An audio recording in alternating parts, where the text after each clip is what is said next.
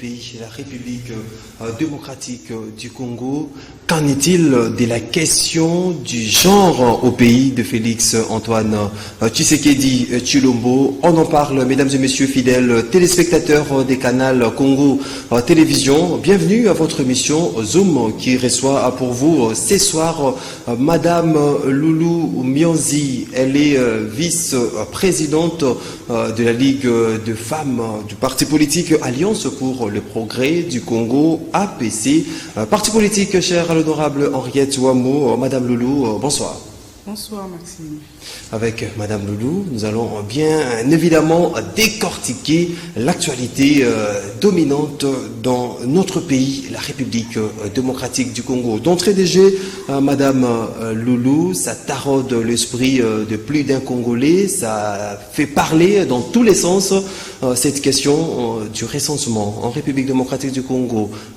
Est-ce une idée louable pour la RDC d'aller au recensement, bien évidemment, avant les élections prévues constitutionnellement en 2023. Ok, merci beaucoup Maxime pour la parole. Le recensement n'est pas mauvais, c'est une idée vraiment louable. Comment on peut être dans un pays où on ne connaît pas le nombre effectif de la population? Ça n'a pas de sens. Par exemple, dans une maison où il y a des tantes, des nièces, des neveux, le papa et la maman doivent connaître l'effectif de la maison. Il y a combien de filles, il y a combien de garçons, il y a combien des adultes, combien des mineurs.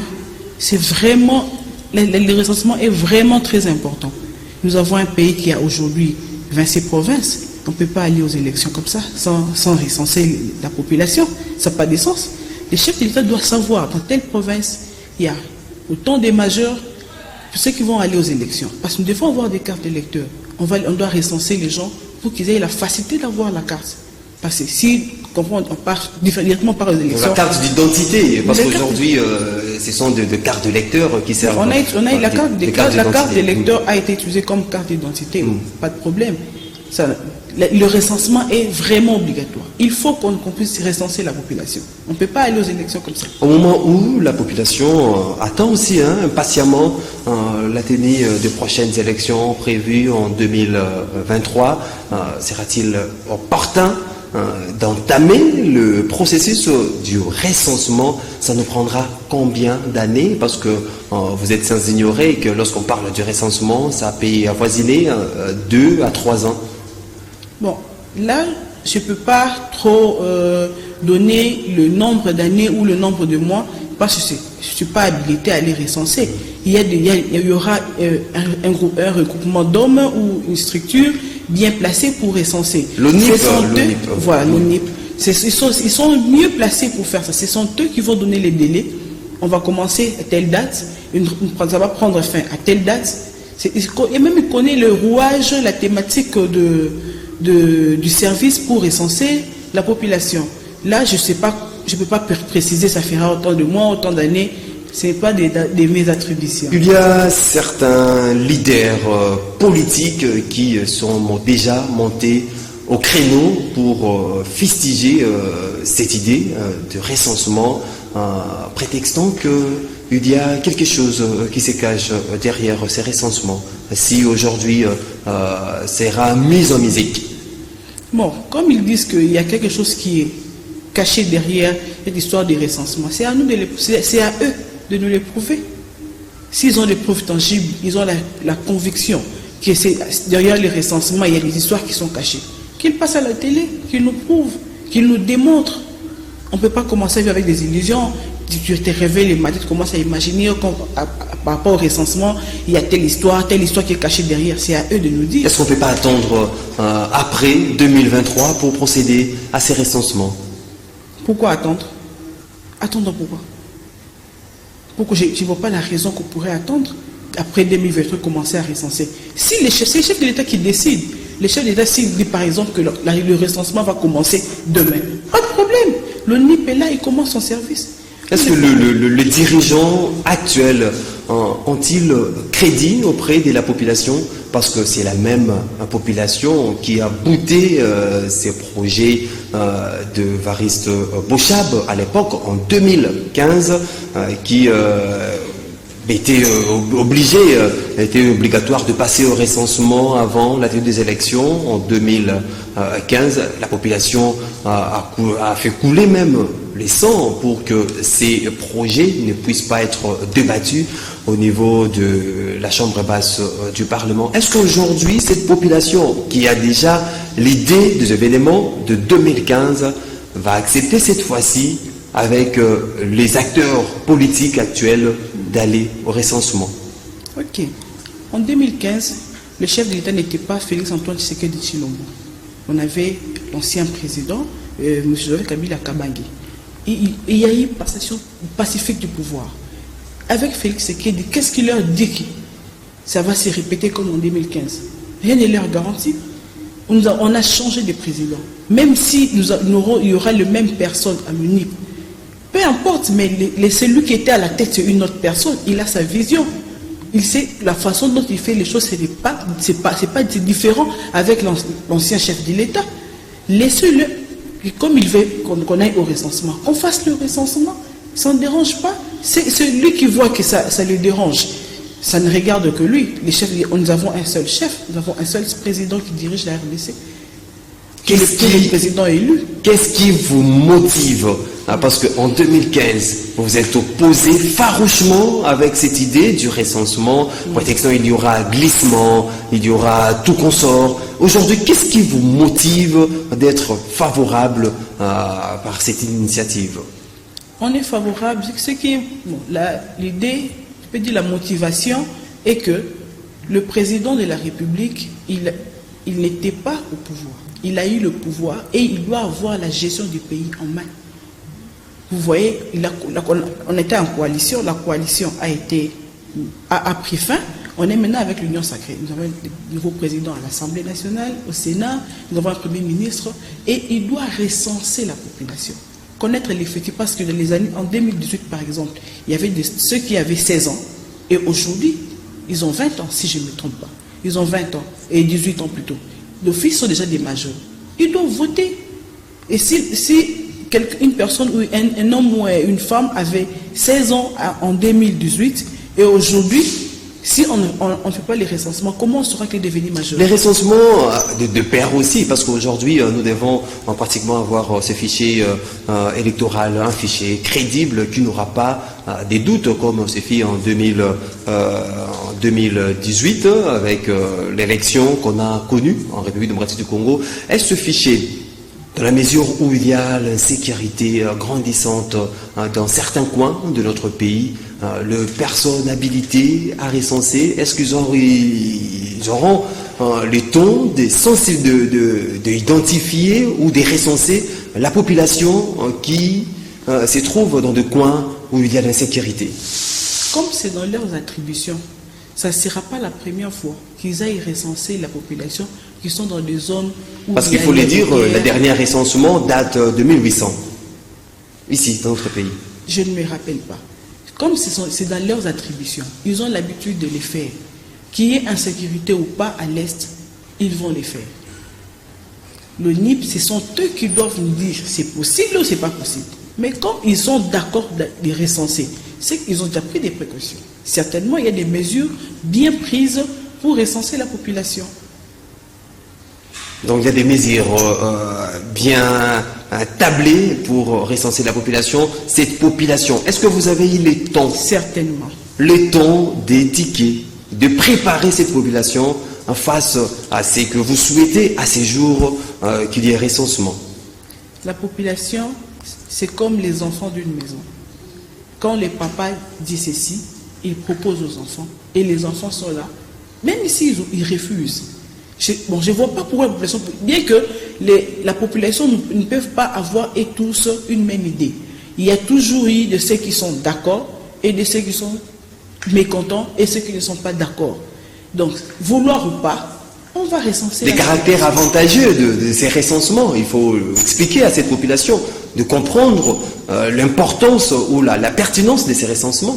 Oui, c'est pour connaître le nombre effectif de la population.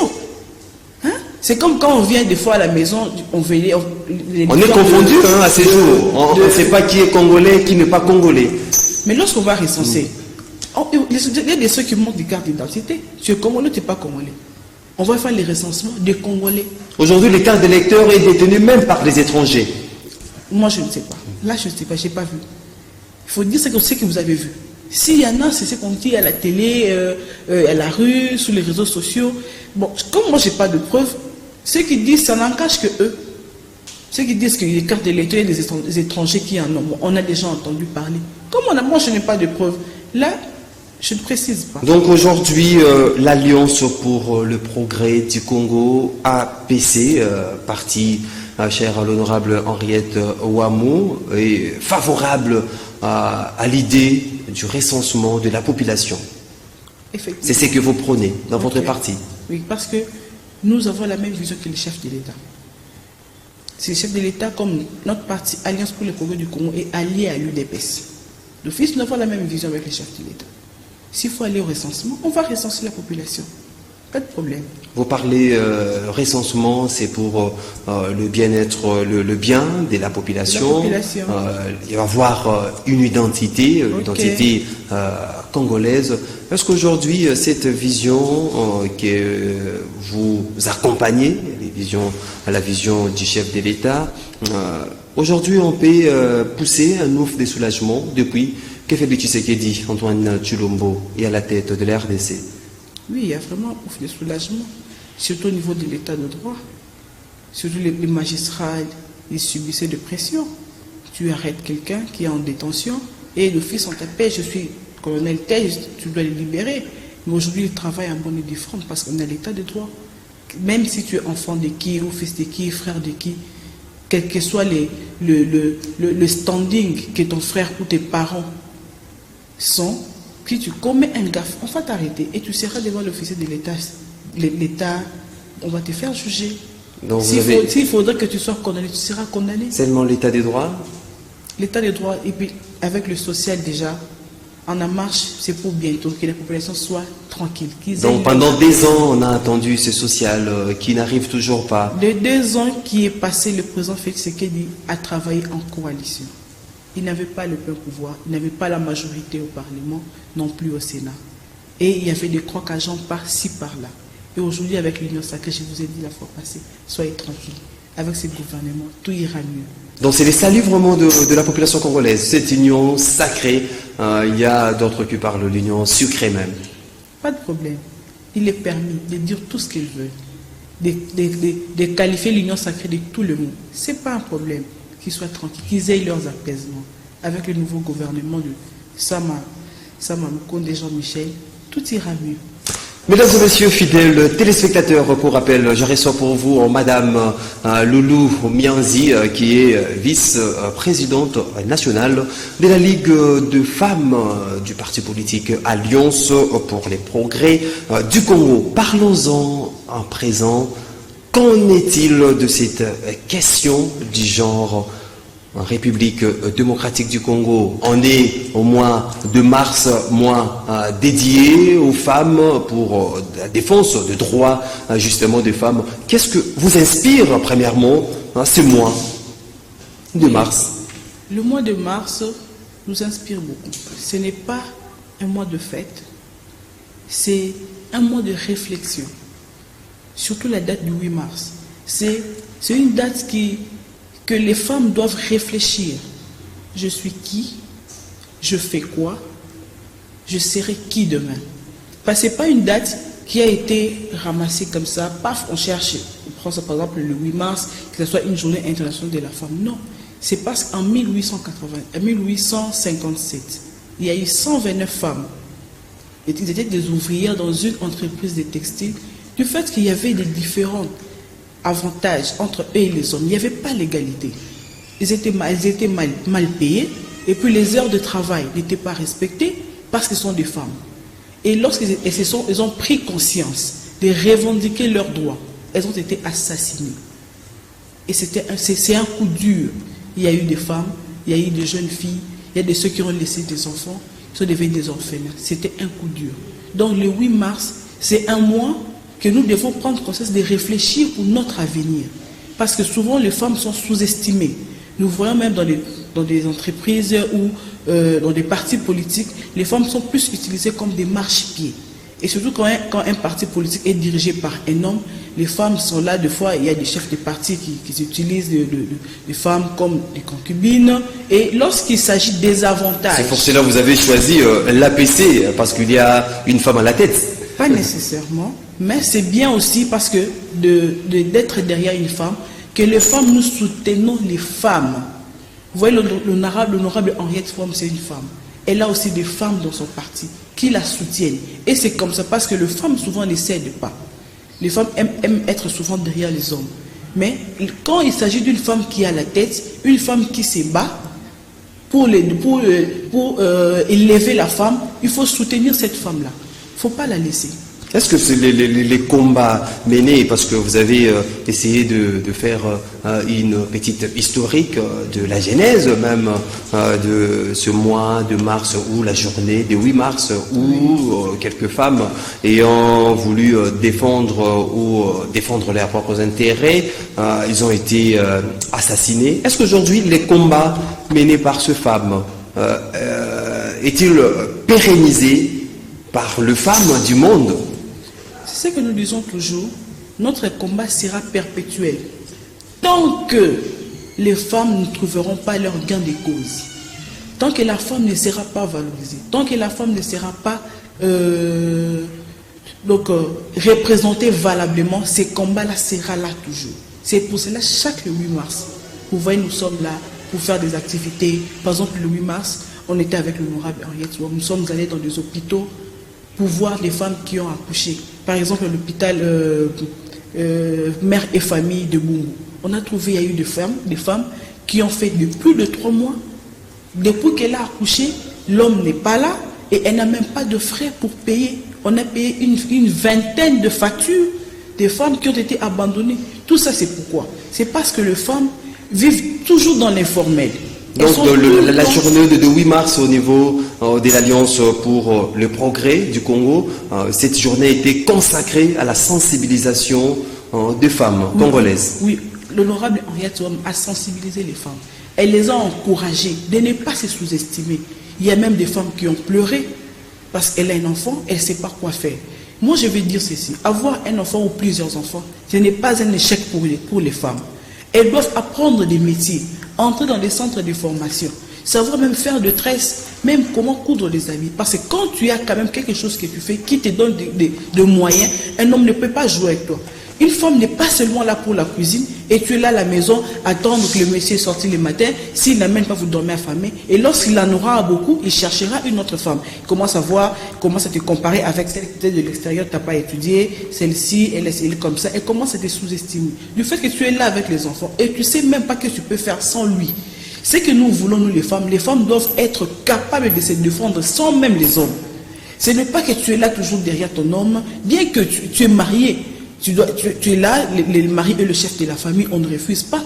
Ce n'est pas pour rien qu'on envoie les enfants à l'école.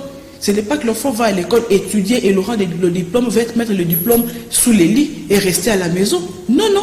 Un enfant qui va à l'école doit étudier, bien assimiler ses matières, et parce que ce sont eux la relève de demain. Qu'en est-il exactement de cette question du genre, de l'égalité entre l'homme et la femme au pays de Félix-Antoine Tshisekedi? L'égalité entre l'homme et la femme, nous les réclamons sur tous les plans. Sur tous les plans. Parce que même si notre constitution dit que les femmes, il faut qu'il y ait 30% de représentativité de femmes. Oui, c'est bien bon. Parce que si nous disons 30%, par exemple, s'il y a 40 ministres, c'est qu'il faudra 12 femmes. Et pourquoi ne pas mettre ça à 50%? Pourquoi seulement 30%? Parce que je ne sais pas, qu'est-ce que les femmes ne peuvent pas faire? Parce qu'il y a des foyers qui sont gérés par des femmes. Est-ce que ces 30%, les 30% vous évoquez, est-ce que est-il respecté? Les 30%, au niveau du Parlement, on peut dire que on peut y avoir 10% de femmes, mais 30%, je ne pense pas. Je n'ai pas la précision. Mais espérons, avec ce gouvernement, que nous ayons au moins 30%, que les 30% là soient respectés, c'est notre souhait. Ça sera le clientélisme ou la méritocratie? Pas le clientélisme, mais la méritocratie. Parce qu'il y a des femmes qui ne sont pas capables. Ce n'est pas que si elle est une femme, comme elle n'est pas capable, il faut qu'on la mette parce qu'elle est une femme. Non.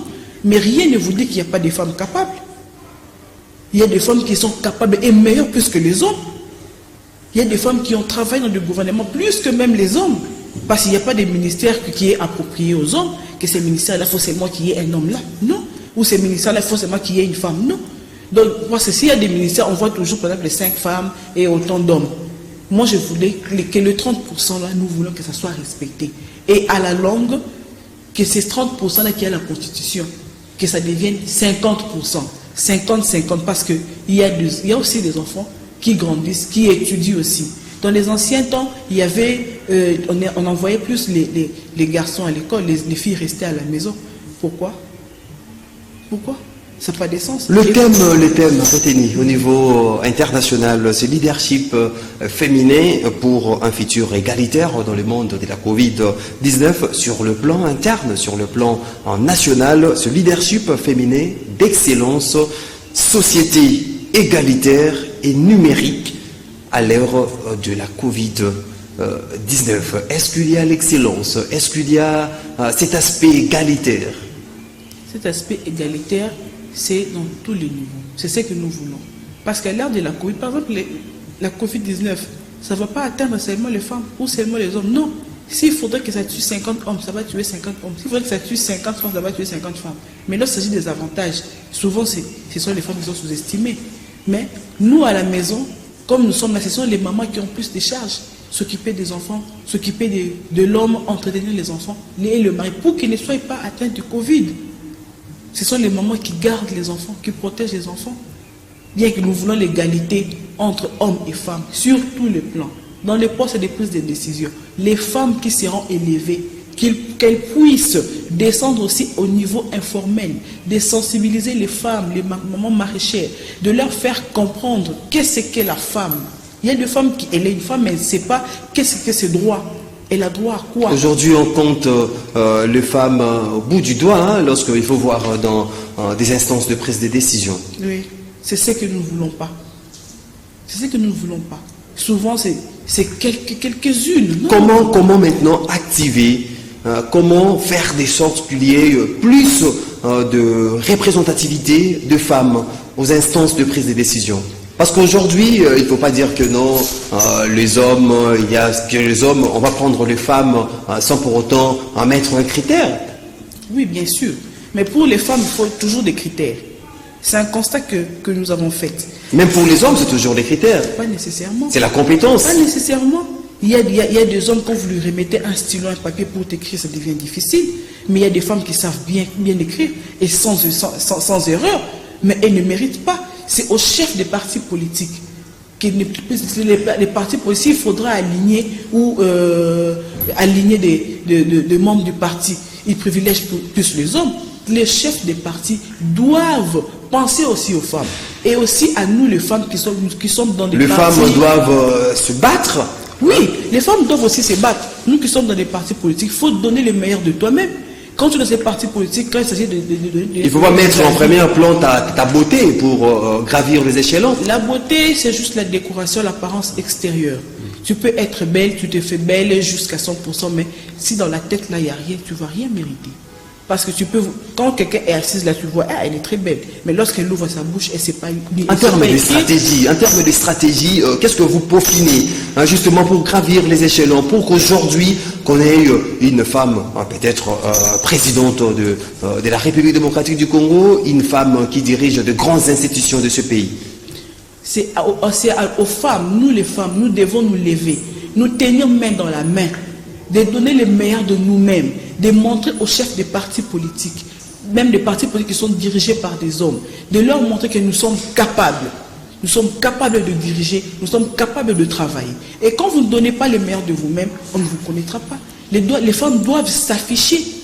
Elles doivent s'afficher. Quand vous êtes là, restez à la maison, on ne vous connaîtra pas. En termes de statistiques, Madame Loulou Mianzi, en termes de statistiques, est-ce que si on vous demande aujourd'hui de donner en termes de pourcentage, combien de femmes peut-être se battent pour occuper des instances de prise de décision avec plein d'énergie, compétences et tout autre qui en suivent. Il y a beaucoup de femmes qui se battent. Il y a beaucoup de femmes, bon, je peux citer... Est-ce qu'on fait des 1%, 2% ou 3%? Bon, pour faire l'estimation de pourcentage, là je ne sais pas trop, mais il y a beaucoup de femmes. Il y a beaucoup de femmes. Si vous faites le tour dans des partis politiques, vous verrez il y a des femmes capables. Par exemple, dans notre parti, nous sommes nombreuses. Il y a combien de femmes patronnes de partis politiques en République démocratique du Congo? C'est à compter à bout du doigt? À compter à bout du doigt. C'est vraiment à compter. C'est vraiment à compter. Qu'est-ce qui explique tout cela? Ce qui explique, c'est juste que les femmes doivent s'élever. Vous voyez l'honorable... Ou bien ce sont les femmes qui ne sont pas motivées. C'est ça. Vous voyez l'honorable Henriette Ouamou, c'est une femme motivée. Elle s'élève, elle se bat. Et nous qui sommes derrière elle, elle est une génétrice pour nous. Nous devons suivre son exemple.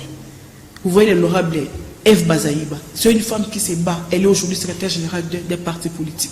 Elle se bat aussi. Les femmes qui sont derrière elle doivent suivre son exemple. Nous devons copier les femmes. Vous voyez, c'est pas seulement copier que je sois dans la maison, avoir un homme qui a des jeeps, qui a beaucoup d'argent. Non, quand nous sommes à la télé, nous voyons aussi des femmes qui se défendent. Vous regardez les autres, vous voyez, ah, c'est le ministre. Pourquoi pas moi? Elle est députée. Pourquoi pas moi? Les femmes, qu'elles arrêtent de se sous-estimer. Elles ne sont pas là pour la maison. Elles ne sont pas là pour la maison. Les femmes doivent s'élever. C'est pour cela que notre autorité morale est là pour sensibiliser. On était à l'école lycée Matongé. Elle a sensibilisé les filles. Elle les a encouragées à forger avec les études. Parce que ce sont eux qui vont nous remplacer. Ce sont eux qui seront des députés demain. Et ils vont continuer la lutte jusqu'à ce que nous aurons les gains des causes. Et si notre combat sera perpétué, ainsi de suite. Mais si les femmes ne s'élèvent pas, notre combat sera éternel. C'est qu'aujourd'hui, on peut dire que Henriette Ouamou est en train de faire cet exercice de veille des consciences des femmes de l'Alliance. Non seulement les femmes de l'Alliance pour le progrès du Congo, mais aussi les femmes congolaises dans son ensemble. Les femmes congolaises, vraiment, elle descend même au niveau les plus bas. S'il faudra aller au marché, elle le fait. S'il faudra aller dans les hôpitaux, dans des centres de formation, dans des écoles, où il y a les femmes et les filles, vraiment elle le fait. Lorsqu'elle entend qu'il y a un petit problème, il s'agit de sensibiliser les femmes. Elle n'est pas là, on ne dit pas qu'elle est là, c'est bon pour les femmes. Non, elle veut sensibiliser les femmes, parce que les hommes sont déjà debout. Et que les femmes s'élèvent, que nous nous battions, et pour que la femme aille de l'avant. Que dire à toutes les femmes qui vous suivent à ces nets moments, qui se disent que non, voilà, c'est déjà fini pour moi, je ne peux pas être ministre, je ne peux pas occuper un poste dans une instance de prise de décision. Que dire à toutes ces femmes qui sont découragées, qui ne sont pas motivées? Les femmes qui sont découragées par rapport à quoi? Je demanderai à ces femmes-là de s'élever. D'enlever l'image de ces sous-estimés qui sont découragés par rapport à quoi? Du fait qu'ils sont encore en vie, il y a encore de l'espoir, rien n'est perdu. On regrette quand vous êtes mort, vous êtes dans un cercueil et là c'est fini, Dieu a retiré son âme. Mais tant que vous êtes encore en vie, même une femme qui n'a pas étudié, cherchez même un centre d'alphabétisation, que vous sachiez lire et écrire, c'est déjà un grand pas. Nous sommes à l'université, on étudie, il y a aussi des mamans qui étudient, il y a des papas, il y a des gens de 3e âge qui étudient, rien n'est tard. Et puis faire l'autodidacte, avoir son diplôme d'état, aller à l'université, les études ne traînent pas. Moi j'ai étudié, j'ai fini, mais j'ai étudié encore, je suis encore étudiante. Vous étiez en activité le 8 mars, vous comptez aussi, il y a d'autres activités qui sont programmées, ou c'était seulement symbolique pour vous de faire cette activité le 8 mars? Vraiment, de notre parti politique... Est-ce qu'il y a des activités de sensibilisation de jeunes filles, de femmes? Dans notre parti, avec l'honorable Henriette Ouamou, ce n'est pas seulement le 8 mars qu'on est en train de faire de sensibilisation, c'est presque tout le mois. Nous avons des activités comme ça, c'est presque tout le mois, y compris, nous travaillons toujours, la Ligue de femmes, nous travaillons en connivence avec les femmes de la Fondation Henriette Ouamou, pour aller assister les femmes, relever les femmes à un niveau un peu élevé. Pour ceux qui n'ont pas de diplôme, qu'elles aient quand même un bagage, qu'elles connaissent qu'est-ce qu'est la femme. Je suis femme. Quelles sont mes valeurs? Vous comprenez? C'est pas seulement pour le 8 mars. Chez nous, c'est le quotidien. C'est vraiment le quotidien. Chez le quotidien, on est arrivé à la fin de cette émission, malgré qu'il y a beaucoup de questions qu'on n'a pas eu vraiment le temps d'exploiter. Madame Loulou Mianzi, votre message de la fin. Notre message de la fin, vraiment les femmes, battons-nous. Battons-nous pour que les élections prochaines, qu'il y ait beaucoup de femmes au Parlement, qu'il y ait beaucoup de femmes au Sénat, ça sera une bonne chose. Même à l'Assemblée provinciale, au gouvernorat, qu'il y ait de femmes. Que nous soyons vraiment représentés, que les femmes s'élèvent, qu'ils suivent l'exemple des femmes qui ont déjà été dans des instances de prise de décision. Vraiment, mes salutations à tout le monde de notre parti politique, y compris à l'honorable Henriette Ouamou Ataminia, autorité morale. Mesdames et messieurs, les bonnes choses de dire jamais, dit-on. C'est la fin de cette émission Zoom qui était consacrée exclusivement à la question du recensement dans notre pays, la République démocratique du Congo, et à cette problématique de la mise en exergue de l'égalité entre l'homme et la femme à ces mois de mars dédiés aux femmes. On a eu le réel plaisir de recevoir pour vous dans cette émission Madame Loulou Mianzi. Elle est vice-présidente nationale du parti politique Alliance pour le progrès du Congo, parti politique cher l'honorable Henriette Ouamou. Je vous dis merci, madame, pour le temps disposé. Merci beaucoup, Maxime. Merci. Vous étiez nombreux à suivre cette émission. Je vous dis merci de votre attention soutenue. Une émission